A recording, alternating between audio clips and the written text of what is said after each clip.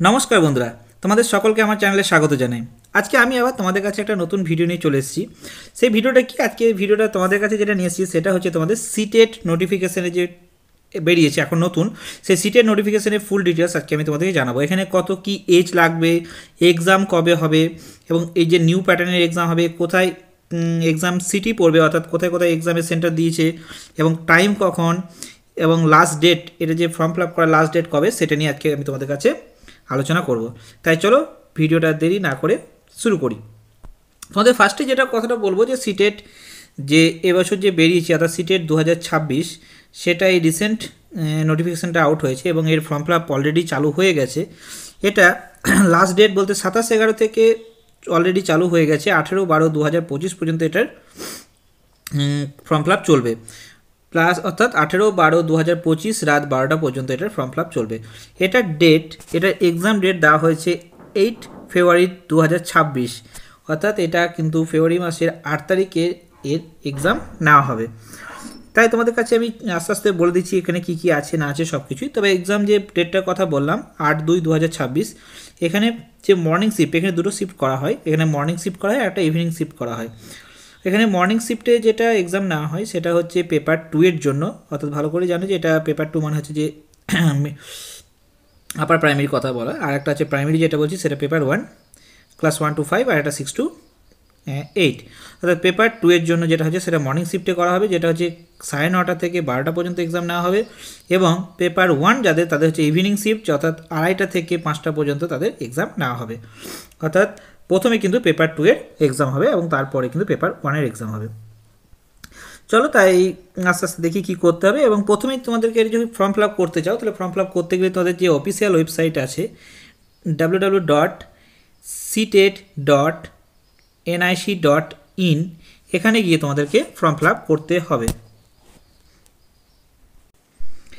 এরপর তোমাকে অ্যাপ্লাই অনলাইনে ক্লিক করতে হবে এবং অ্যাপ্লাই অনলাইনে ক্লিক করার পরেই তোমাদের যে অনলাইন অ্যাপ্লিকেশন ফর্ম সেটা তোমাদের কাছে খুলে যাবে এবং যেটা রেজিস্ট্রেশন ফর্ম যেটা বলা হচ্ছে সেই ফর্মটা তোমাদের কাছে খুলে যাবে এবং সেটা আস্তে আস্তে তোমরা ফর্ম ফিল আপ করবে। তাহলে তোমাদের কাছে একটা রেজিস্ট্রেশন নাম্বার বা অ্যাপ্লিকেশন নাম্বার দিয়ে দেওয়া হবে, যেখানে তোমাকে আইডি এবং পাসওয়ার্ড দুটোই থাকবে।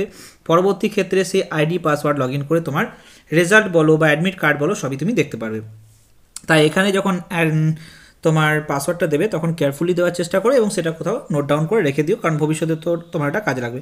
যদিও বা এখন মোবাইল বা মোবাইল নাম্বার বা ইমেল নাম্বারে সেটা তুমি ফরওয়ার্ড পাসওয়ার্ড করেও কিন্তু পাসওয়ার্ড পরে চেঞ্জ করতে পারো। চলো তাই বলে দাও। এবং এখানে যে তোমরা ফটো কপি, যে ফটোগ্রাফ যেটা লাগবে, পাসপোর্ট সাইজের ফটো যেটা তোমরা আপলোড করছো, সেটা রিসেন্ট দেওয়ার চেষ্টা করবে। তার কারণ হচ্ছে কি, এক্সামিনেশন সেন্টারে কিন্তু অনেক ক্ষেত্রে কি হচ্ছে না, ফটো অনেক পুরনো দিয়ে দিচ্ছ এবং তারপরে কি হচ্ছে না, যখন যাচ্ছ তখন দেখতে পাচ্ছ যে তখন তোমাকে ওখানে খুব হয়রানি হতে হচ্ছে।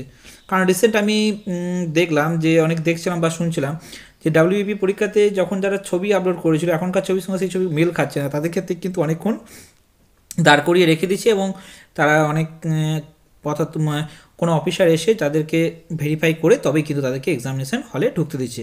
তাই তোমরা কী করবে না, এখনকার রিসেন্ট ফটোগ্রাফ দেওয়ার চেষ্টা করবে।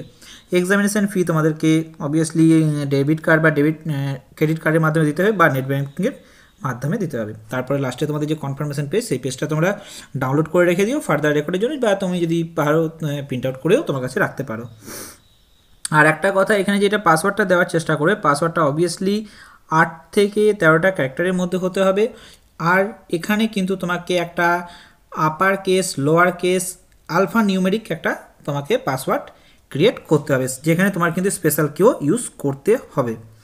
আর যে তোমরা ফটোগ্রাফ যেটা বলে বা ফটোগ্রাফ নিয়ে অনেকেই চিন্তায় থাকো, ফটোগ্রাফটা যেটা তোমরা আপলোড করবে স্ক্যান ফটোগ্রাফ, সেটা তোমাকে 10 থেকে 100 কেবির মধ্যে হতে হবে, যার ইমেজ ডাইমেনশন হচ্ছে 3.5 সেন্টিমিটার টু 4.5 সেন্টিমিটার, এই সাইজে তোমাকে হতে হবে। আর সিগনেচার যেটা আছে, সিগনেচারটার সাইজ হতে হবে 3 কেবি থেকে 30 কেবির মধ্যে, যার ইমেজ ডাইমেনশন হচ্ছে 3.5 সেন্টিমিটার থেকে 1.5 সেন্টিমিটার। অর্থাৎ 3.5 সেন্টিমিটার হচ্ছে যে লেন্থ এখানে, আর 1.5 সেন্টিমিটার হচ্ছে হাইট।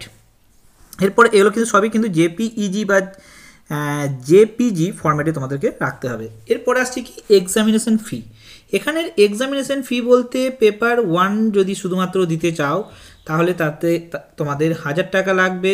বা যদি অনলি পেপার 2 দিতে যাও তাহলে কিন্তু 1000 টাকা লাগবে অনলি ফর জেনারেল এবং ওবিসিদের জন্য বা ইডাব্লিউএস ক্যাটাগরির জন্য। এখানে ইডাব্লিউএস ক্যাটাগরি যদি ধরা হয় না, জাস্ট আমি বলে রাখি জেনারেল এবং ওবিসিদের জন্য একটা পেপার যদি এক্সাম দিতে চাও তাহলে 1000 টাকা লাগবে।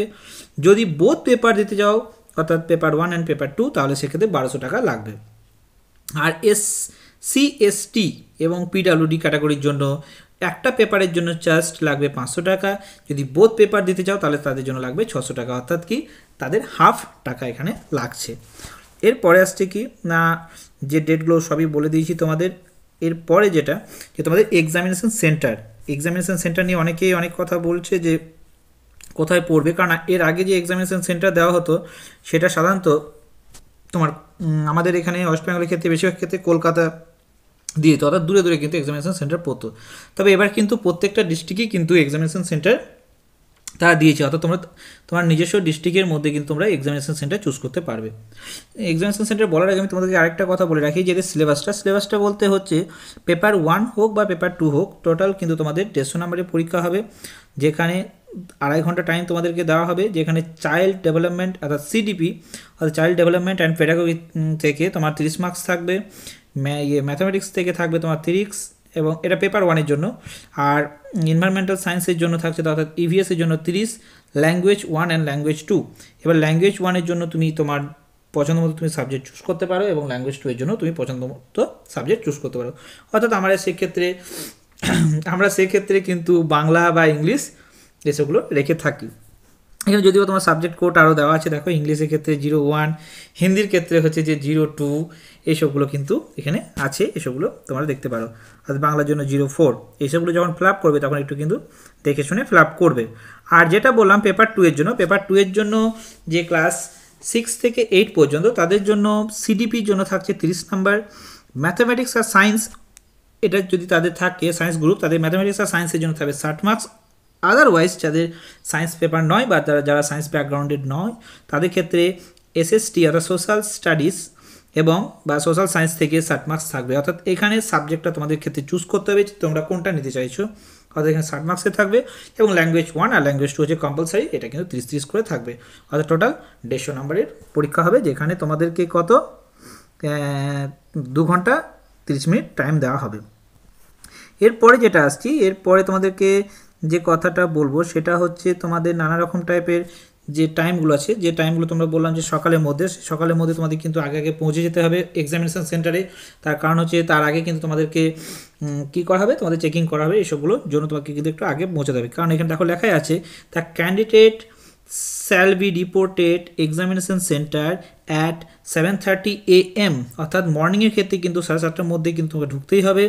আর যাদের ইভিনিংয়ে আছে তাদের কিন্তু 12:30টার মধ্যে কিন্তু এক্সামিনেশন সেন্টারে যেতেই হবে। অর্থাৎ এক্সামিনেশন সেন্টারে কিন্তু তার আগেই কিন্তু তোমাদেরকে পৌঁছাতে হবে। যদি তার আগে থেকে যদি তার কারোর ক্ষেত্রে কোনো কারণে দূরে পড়ে যায় তখন তারা কিন্তু আগের দিন যাওয়ার চেষ্টা করবে, কারণ পেপার 2 কিন্তু খুব সকাল সকাল শুরু করবে, তাই এখনকার শীতের দিনে যাওয়াটা কিন্তু খুবই মুশকিল।